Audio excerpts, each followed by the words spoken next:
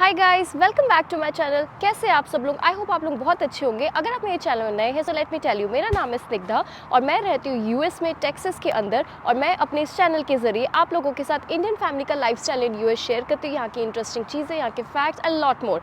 So thank you so much कि आप लोगों ने अपना वैल्यूएबल टाइम मेरे इस चैनल को दिया।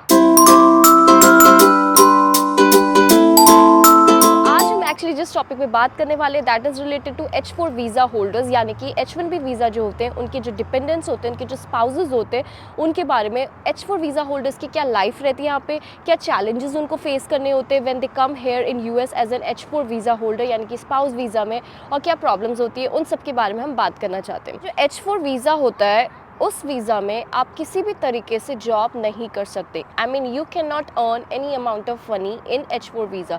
आप ना तो अपना बिजनेस कर सकते हैं, ना आप जॉब कर सकते यूएस में रह के। एंड नॉट ओनली दैट, अगर आप सोच रहे कि मेरी इंडिया में जॉब है एंड मैं यूएस में आके वर्क फ्रॉम होम करूँगी या करूँगा, if you have that thoughts you can not even do that, because आप यूएस में रह के किसी भी तरीके से सोर्स ऑफ इनकम आपकी कोई भी नहीं हो सकती। You can not earn any money via any source while you are staying in US, but you can do voluntary work in which you are not getting paid, like आप थोड़ा social service कर सकते हैं, आप schools में जाके कुछ service कर सकते हैं, you can volunteer like that, but condition is you should not get paid for that। but इसके पीछे भी actually एक work around है। अगर आपका जो spouse है, यानी कि आपका जो H1B वीज़ा होल्डर है, उसकी ग्रीन कार्ड की एप्लीकेशन फाइल हो चुकी है एंड आफ्टर दैट उसके पास I-140 अप्रूव्ड है, based upon that I-140 H4 visa holders EAD यानी कि एम्प्लॉयमेंट ऑथराइजेशन डॉक्यूमेंट के लिए अप्लाई कर सकते हैं। And once you get that EAD employment authorization document, then you can start working in US while you're on H4।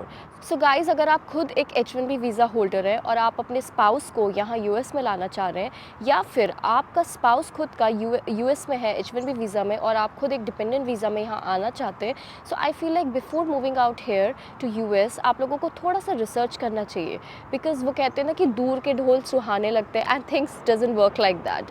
Y? I will tell you. तो कई सारे सिनेरियोज ऐसे होते हैं कि मान लीजिए एक इंसान है, वो H1 वीज़ा में, okay, and obviously that person is earning very well, क्योंकि वो US डॉलर्स में कमा रहा है, H1 में है, अमेरिका में है, एंड ऑब्वियसली अगर आप उसकी इंडिया की सैलरी से कंपेयर करो तो यहाँ पे सैलरी अगर आप कंपेयर करोगे काफ़ी ज़्यादा होती है as compared to India, okay. But obviously economy भी ज़्यादा है, खर्चे भी उतने हैं, बट येस अगर आप सैलरी वाइज कंपेयर करो तो यहाँ पे अच्छा पैसा मिलता है as compared to India, obviously इसीलिए हर कोई जाता है यूएस में, ओके। एंड अगर आप या वो इंसान XYZ इंसान अपनी वाइफ को इंडिया से यूएस लेके आता है, ठीक है, H4 वीज़ा में, सो इंडिया में मान लीजिए वाइफ होम मेकर है, ओके, एंड यूएस में आके भी ऑब्वियसली वो होम मेकर होगी। Why? Because obviously you can work here in H4 visa, right, तो आप होम मेकर ही रहोगे यूएस में भी। और there can be second scenario where India में वाइफ ऑलरेडी जॉब कर रही है एंड वो वाइफ जो है वो जॉब छोड़ के अपनी इंडिया से यहाँ आती है and she becomes a home maker, okay. Anyway वो वाइफ वहाँ जॉब कर रही थी, बट लोगों का माइंडसेट ये होता है, इवन वाइफ का भी और हस्बैंड का भी, that okay husband is earning pretty well hair, I mean the man is earning in US dollars, right, तो काफ़ी पैसा है और वाइफ इंडिया में रह के कितना ही कमा लेगी या फिर हस्बैंड भी कितना ही कमा लेगा, so this is the better choice. So wife को बोलते हैं या वाइफ खुद ही विलिंगली अपनी जॉब छोड़ देती है इंडिया में कि हाँ भाई मेरा हस्बैंड तो US में डॉलर्स में कमाएगा तो मैं ऐश में वहाँ रहूँगी, यहाँ पे मैं क्यों 30-40 हज़ार के लिए इतना माथा बच्ची करूँ, राइट। और हस्बैंड भी ऐसे ही सोचते हैं। थ्योरेटिकली ना ये लगता है कि पॉसिबल होगा, बट प्रैक्टिकली जब आप ऐसी लाइफ जीने वाले होते हो या जीने की कोशिश करते हो, that becomes scary. I will tell you why. मैं रीजंस आपको बताऊंगी इस पूरी वीडियो में, आप स्किप मत करना, but let me tell you ये बहुत ही स्केरी सिचुएशन होती है। आपको 1-2 महीने, 6 महीने, 7 महीने आपको शायद अच्छा भी लगे, बट आपको अच्छा नहीं लगेगा। हैविंग सेड, आप इंडिया में भी होम मेकर थे, यूएस में भी आके आप होम मेकर रहोगे, ये सिचुएशन भी स्केरी होती है थोड़ा। और अगर आप इंडिया में वर्किंग थे और यूएस में भी आके आप यूएस में आके आप H4 में वर्क नहीं कर रहे हो, आप इंडिया से अपनी जॉब छोड़ के आए हो, ये तो और स्केरियर सिचुएशन है, sorry. I will tell you why. क्योंकि क्या होता है कि पहले बात करते हैं हम होम मेकर्स की, ओके। अगर आप होम मेकर हैं इंडिया में, ठीक है, and before I start with that, आप ऐसे मत सोचना कि मैं जेंडर स्पेसिफिक हो रही हूँ कि यार वाइफ ही क्यों होगी H4 में, हस्बैंड क्यों नहीं हो सकता। इट्स नॉट लाइक दैट, मैं किसी को ऐसे जनरलाइज नहीं करी, बट अगर आप डेटा के हिसाब से जाओ यूएस में जो H4 डिपेंडेंट्स हैं 90 to 95% they are Indian wives. That's the reason why am calling H4 में वाइफ एंड H1 में हस्बैंड, ओके। वाइसा वर्सा भी होता है, I have seen scenarios, but this is like majority में क्या होता है उस बेसिस में आप लोगों के साथ में डिस्कस कर रही हूँ। ओके, नाउ लेट्स से एक सिचुएशन ऐसी है जहाँ पे वाइफ इंडिया में भी होम मेकर थी, ओके, एंड यूएस में आके भी she is gonna be home maker. So you will think that okay, India में हस्बैंड थोड़ा बहुत सही है, कमा रहा था, लेकिन यूएस में उसको ऑब्वियसली यूएस डॉलर्स रहेगा मिलेगा, राइट? एंड इंडिया में तो वाइफ होम मेकर थी, यूएस में भी आके होम मेकर होगी। So how is that going to change anything? Actually बहुत कुछ चेंज होगा। You know why? Because India में जो होम मेकर्स होती है ना, उनकी एक लाइफ होती है, उनकी एक सोशल लाइफ होती है, ठीक है? उनके नेबर्स होते हैं, उनके फ्रेंड सर्किल होता है, okay, they go for kitty party और वट एवर, या फिर आप फेस्टिवल्स में या कभी कभी आप रिलेटिव से मिलने जाते हो, अपने पेरेंट्स से मिलने जाते हो, आप अपने फेस्टिवल्स एंजॉय करते हो। So even if you are a home maker, you have a quite busy schedule, आपके पास करने को बहुत कुछ है, राइट? आप अपने बिल्डिंग से नीचे उतरो सब्जी लेने या कुछ ग्रोसरी लेने, 4 आपको मोहल्ले की लेडीज़ मिल जाएंगी, आपको मोहल्ले का कोई ना कोई मिल जाएगा, आप गप्पे मार लोगे, हाय हेलो कर लोगे। सो इंडियन होम मेकर्स की क्या होती है ना, एक सोशल लाइफ होती है इंडिया में। अगर आप देखा जाए तो आप अपने पेरेंट्स को देखो, आप मतलब अपनी मदर्स अगर आप लोगों की किसी की होम मेकर रही होंगी, तो अगर इवन इफ शी वॉज और she is a home maker back in India, still she has a life, right? उनका नेबर्स है, उनकी खुद की सहेलियाँ होती है, फ्रेंड सर्किल होता है, राइट? तो उनका एक सर्किल रहता है and they are very happy, they enjoy a lot. मतलब वो अपनी फैमिली का भी टेक केयर करेंगे, अपने बच्चों का भी टेक केयर करेंगे, और उनकी एक लाइफ है, मतलब उनकी मेंटल हेल्थ भी बहुत अच्छी होती है अगर आप देखो इंडिया में, ठीक है? अब बात करते हैं यूएस में। यूएस में क्या होता है, अगर कोई लेडी होम मेकर आ रही है तो she will be bound inside the house only, क्योंकि यहाँ पे कोई सोशल लाइफ नहीं होती है। यहाँ पे क्या होगा, आप सिर्फ घर पे रहोगे, आप घर का काम करोगे, दैट्स ऑल। और देखा जाए तो इंडिया के कंपैरिजन में यहाँ घर का काम उस लेवल का नहीं होता। ऑब्वियसली होता है बिकॉज आपको यहाँ डोमेस्टिक हेल्प कुछ प्रोवाइडेड नहीं रहेगा, बट स्टिल मतलब उतना ज़्यादा नहीं होगा जैसा आप इंडिया में रहता है घर का काम, ठीक है? सो आप घर का काम करोगे, दैट्स ऑल। उसके बाद क्या, फिर आप क्या करोगे? फिर आप टाइम पास कैसे करोगे? आप दिन भर टीवी तो नहीं देख सकते, आप बाहर निकलोगे, आपके पास बात करने के लिए कोई होगा नहीं, आपके पास बात करने के लिए सिर्फ आपका हस्बैंड होगा, वो भी सुबह से शाम तक ऑफिस में, ठीक है? शाम को हस्बैंड आएगा थका हुआ, एंड आपकी कोई सोशल लाइफ नहीं होगी। आप भूल जाओ कि आप नेबर्स के साथ यहाँ गप्पे मारोगे, बैठोगे, या बाहर जाओगे आपको 4 लोग मिलेंगे, हाय लोग, नहीं, या कोई सोशल लाइफ नहीं होती। और अगर आपके इंडियन फ्रेंड्स भी हैं मान लीजिए, तो उनके साथ भी आप वीकेंड्स में ही मिलने वाले हो, you are not going to meet them over the week days, right? आप 5 दिन क्या करोगे? आप पागल हो जाओगे यहाँ, seriously, that is the life अगर आप होम मेकर बन के यहाँ रहना चाह रहे हो। So life is very difficult. मतलब पैसा ही हर चीज़ नहीं होती, because you know even if आप लोग पैसा कमा रहे हो, बट स्टिल आपकी लाइफ मतलब बहुत ही वैसी हो जाएगी। I hope you guys understand. And now let me come in terms of पैसा, in terms of money, okay? So आप लोगों को लग रहा होगा अरे यूएस में रह के तो बहुत पैसा हो जाएगा अगर वाइफ, कोई बात नहीं, यू नो वर्किंग नहीं है, होम मेकर है, बट फिर भी ऐसा नहीं होता है। Let me tell you why. For example, suppose आपको $5,000 मिल रहा है monthly, okay? Now what will happen, आपको $5,000 मिल रहा है मंथली, आपका मंथली जो रेंट का एक्सपेंस होगा कितना होगा? it will be from 1500 to 2500 based upon obviously location, और आप किस स्टेट में रह रहे हैं उसकी बेसिस पे आपका ऊपर नीचे ही जाएगा, राइट? आपका जो राशन है, आपका जो ग्रोसरी है, आपकी यूटिलिटीज़ है, उसका भी 1500 तक जाएगा। तो आप मंथली 5000 में ले दे के आप अगर आप बहुत ही अच्छे टाइट बजट से चलो तो 1000 तक फिर भी बचा सकते हो। 1000 टू आई थिंक 500 to 1000 आप बचा पाओगे। नाउ आप ट्रिप्स उतना तो प्लान नहीं कर पाओगे, क्योंकि ऑब्वियसली बची 500,000 है, तो आप हर महीने तो ट्रिप्स ऐसे प्लान नहीं कर सकते, राइट?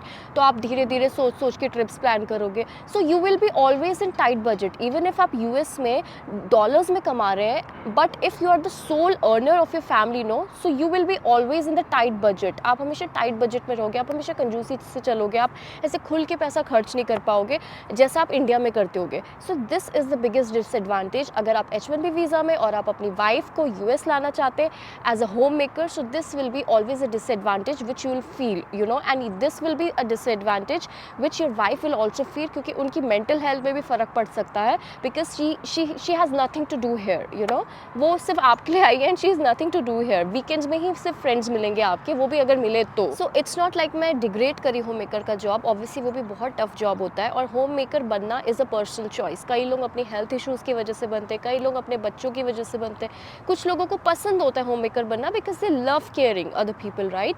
सो वो एक चॉइस है। But I just want to tell you कि अगर आप होम मेकर हैं इंडिया में, तो आपकी इंडिया की होम मेकर की life will be much better as compare to US की होम मेकर की लाइफ।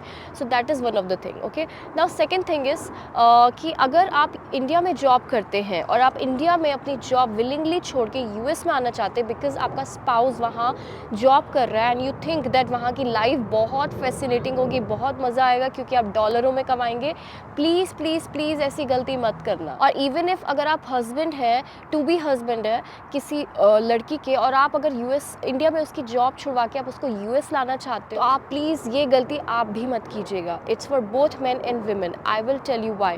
क्योंकि सबसे पहली बात तो H4 में आप काम नहीं कर सकते, आप बिल्कुल काम नहीं कर सकते H4 वीज़ा में यूएस में। तो अगर आप इंडिया में जॉब कर रहे हो और आप लोगों को लग रहा है कि अरे यूएस की लाइफ बहुत फैसिनेटिंग होगी, अगर मैं हाउस वाइफ बन जाऊँगी तो ऑब्वियसली वहाँ की लाइफ बिल्कुल अच्छी नहीं होगी, बिल्कुल फैसिनेटिंग नहीं होगी, क्योंकि आप सिर्फ होम मेकर ही रह जाओगे and you will not have a social life, आपका कोई सर्किल नहीं होगा, कुछ नहीं होगा। And after some time you know, क्योंकि आपको पैसा कमाने की लत थी, right, you were independent at some point of time in your life, आप अपने पैरों पे खड़े थे and suddenly when you leave your job and you'll just do घर संभालना, आपको बहुत डिप्रेसिंग लगेगा एंड दैट इज़ ट्रूथ। आपको कुछ करने को नहीं मिलेगा and I have seen few of my friends, मतलब उस सब फेज से जाते हुए जब उनको बिल्कुल अच्छा नहीं लग रहा है, जब यू नो वो लोग खुले हाथों से इंडिया में खर्च करते थे because they were earning obviously, and India US में आके वो लोग खर्च नहीं कर सकते अपनी मर्जी से। Why? Because obviously they are dependent upon their husband, और क्योंकि हस्बैंड एक सोल अर्नर है तो चाह के भी वो खुद अब खुले हाथों से खर्च नहीं कर सकता, क्योंकि उसी को अकेले रेंट देना है, उसी को अकेले ग्रोसरी संभालनी है, everything is dependent upon that husband now. So ये गलती आप बिल्कुल मत कीजिएगा कि आप इंडिया से अपनी जॉब छोड़ के यूएस आ रहे हैं, क्योंकि I have seen many of my friends you know, जो कि इंडिया में मतलब थे, जॉब करते थे, अपनी अच्छी खासी जॉब छोड़ के यूएस आ गए ये सोच के कि अरे वहाँ की लाइफ तो बहुत अच्छी होगी, मैं तो ऐसे ऐसे डॉलर्स में मज़े करूँगी करूँगी, बट यहाँ के एक्चुअली में they have suffered a lot and they actually starting के 1-2 महीने आपको अच्छा लगेगा, but after 3 months you will be like मैं क्या करूँ, मोनोटोनस रूटीन है, कोई सोशल लाइफ नहीं है and you will feel very depressing you know. And मेरे वो फ्रेंड्स के साथ एक्चुअली ऐसा ही हुआ, after 3 months they felt depressed and after some time they went out of finally due to visa restrictions और फ्रॉम देयर ओन विल उन लोगों ने यूएस छोड़ दिया and their wifes were like I will never come to US again now. So मेरा ये suggestion है कि अगर आप H4 वीज़ा में यूएस आना चाहते हैं तो, या फिर आप अपने स्पाउस को H4 वीज़ा में यूएस लाना चाहते हैं, so go with the proper planning, okay. या तो आप अपना I-140 अप्रूव करवाइए, ठीक है, ताकि आपका स्पाउस जो है वो फ्यूचर में यहाँ जॉब कर सके, ओके। अगर आपकी I-140 एट प्रेजेंट अप्रूव नहीं है, so you should plan and you should talk to your employer कि look I am bringing my wife right now to US and आप मेरा I-140 अप्रूव कीजिए ताकि मेरी वाइफ भी यहाँ ED में काम कर सके। So you should have you should go via that path. तो या तो आप, ताकि आपकी wife you know she has something to do here, she can enhance her career here. And the next route is कि आप पढ़ाई कर सकते हैं यूएस आके, ऑब्वियसली आप H4 वीज़ा में भी पढ़ाई कर सकते हैं, but the bad part is कि आप H4 वीज़ा में पढ़ाई कर तो सकते हैं लेकिन आप जॉब नहीं कर सकते, ओके।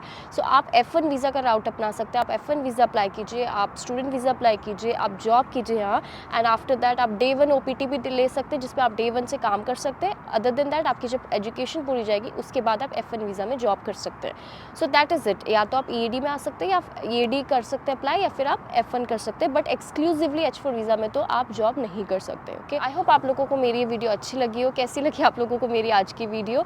आई होप पसंद आई होगी, एंड अगर पसंद आई है तो चैनल को सब्सक्राइब करो, लाइक करो, कमेंट करो, शेयर करो और हमें ढेर सारा प्यार दो, ओके। मिलते हैं, बाय बाय अगले वीडियो में।